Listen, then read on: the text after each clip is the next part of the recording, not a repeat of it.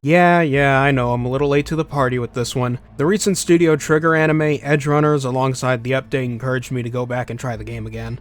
After all, I did manage to beat the game once back when it was in a more unstable state, so why not give it a revisit and see how it is now? We're jumping straight into the dystopian action of Night City, 2 years after the infamous launch, so let's check it out.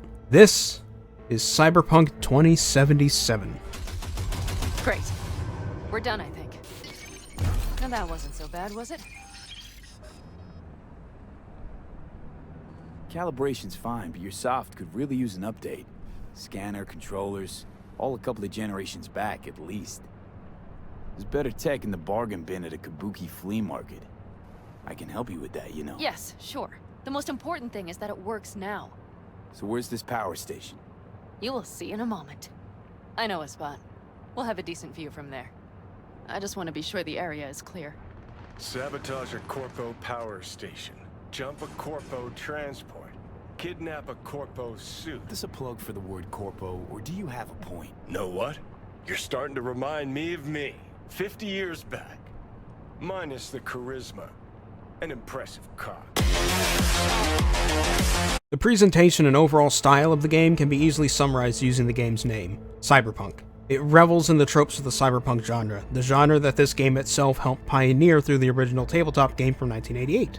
Neon lights, a packed megacity, colorful outfits, dingy streets, and rampant violence are all here in full force, just as one would expect. Now, even today, there are still a few bugs here and there. Nothing game-breaking anymore, but sometimes there's still the occasional character using a pose they're not supposed to at the time, or getting a piece of a guardrail stuck inside your car, that sort of thing. But the game is certainly far more polished than it used to be. It also runs very well now. I haven't had any technical issues with the game this time around, and the game runs at a smooth frame rate on my 2070 Super rig. On the sound side of things, what is there to say that hasn't already been said? The sound effects are crisp and memorable, and this game has some of the best copyright-free music I have ever heard. Seriously, I record this game using the disable copyright music feature, assuming I remember to turn it on, and I hardly notice the difference. The music is just that good.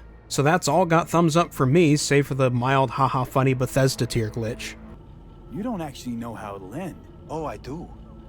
I just saw the construct devouring your brain. It's programmed to take over its new environment. At all costs. And your little meat brain is helpless against it. So no matter what, sooner or later the engram wins. Yes.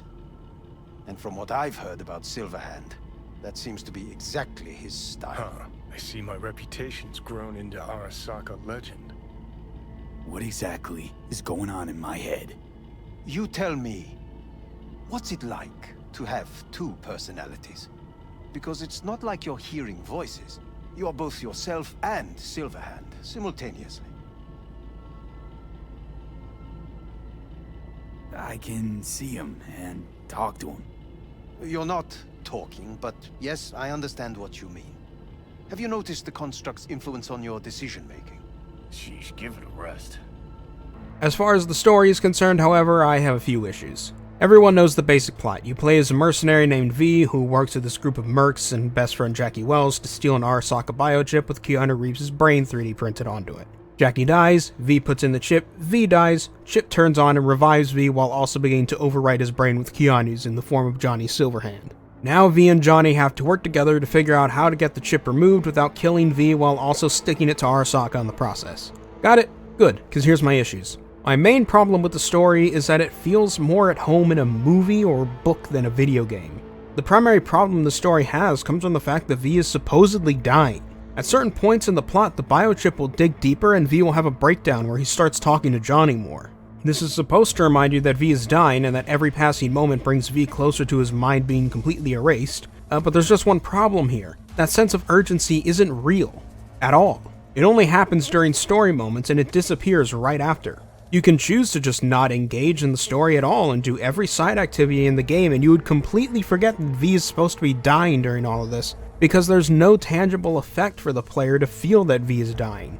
The stakes pretend to exist when they just don't, and it makes the story lose its impact. Personally, I would have preferred a story focusing either on just Johnny being stuck in V's head without the dying part, or better yet, keep the biochip in Jackie's head and let Jackie survive. Seriously, Jackie is a great character, and it's terrible that he's only around just to die during the end of Act 1, which is really just an extended prologue.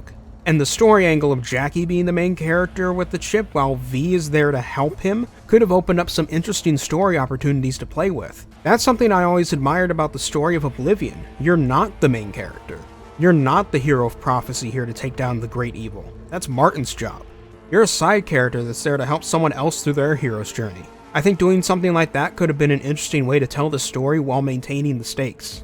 Ah well, at least you get Jackie's pistols. What, asshole? Did you really think I'd let it slide? Tidy work, B.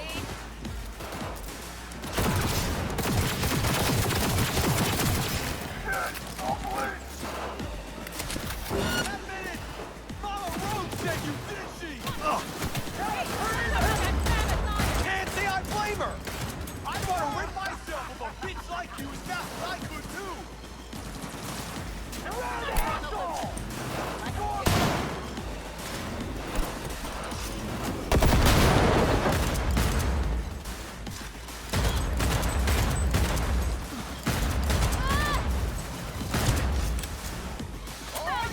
On the note of gameplay, this has to be the strongest part of the game as far as I'm concerned. It's an action RPG with the sorts of things you can expect from that, from crafting to levels to perk points to better gear, all the typical stuff. It's all geared around Cyberpunk themed stuff, however. Like how the stealth skill tree is under the skill type called cool, or how you need certain amounts of intelligence, tech, or strength to engage with certain cyberware augmentations or hack certain computers and open doors, etc. Speaking of, it actually draws a lot of its other mechanics from immersive sims like Deus Ex. You're able to approach most areas or problems from multiple different angles and take actions to get different results. You could run in guns blazing, or you can stealth through without killing anyone. Although the whole not killing people thing seems to only exist so specific quests can use it as an optional objective, that action itself doesn't always seem to have tangible results as far as I can tell. So, if you decide to skip stealth and just run in guns blazing, you're going to have a decent time there, because the gunplay in Cyberpunk is very, very good. I usually play FPSs with pretty high sensitivity, and this game feels right up my alley. It's smooth and responsive, and having a variety of guns to use from pistols to rifles to smart guns, and modifying them accordingly, gives you a good chunk of ways to dispatch enemies however you feel like, really. Not to mention the hypos giving you certain buffs and grenades allowing you to debuff enemies in certain ways. Combat and stats aside, it's decently fun to just explore Night City. You could run from alleyway to staircase and find little alcoves that don't serve a real purpose, but just show you how much detail is put into this world. Or if you want, you can get a big picture view and drive around however you want. Although driving in this game is, slippery, to say the least.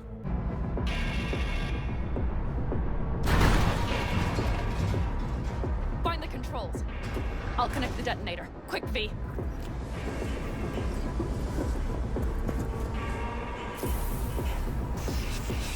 Ah, shit!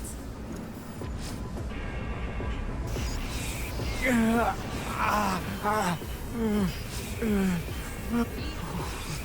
on. Breathe. Ah, shit! Think we might have overdone it, Pan Am. You'll survive. And that is Cyberpunk 2077, 2 years after it released and a while after the anime came out. All in all, the game is way better than it used to be. I would definitely recommend giving this game a second chance if you've got a decent rig to run it on. I haven't heard many good things about the console version, sadly, but PC is doing pretty well in my book. This has been TheRatMan, and I will see you all later.